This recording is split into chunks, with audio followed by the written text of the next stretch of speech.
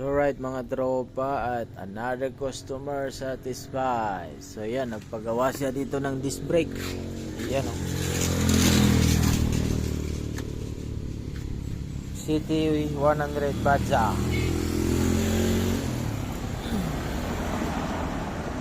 So yung ginagawa ko mga tropa, ito yung kanyang bracket para dito sa kanyang caliper, brake caliper, yung kanya disc plate niya, ball type at lighten.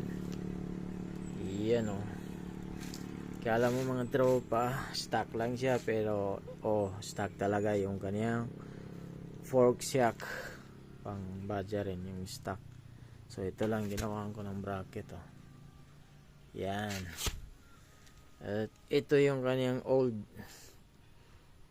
Ito sa kabila, ayan. Dati yun sa old na brake shoe niya. Ito yung pang kalso doon sa brake panel. So binaliktad ko lang. Nilagay ko dito para dito naman yung ikakalso sa bracket para sa kanyang brake caliper. So right. Yan o. Alright.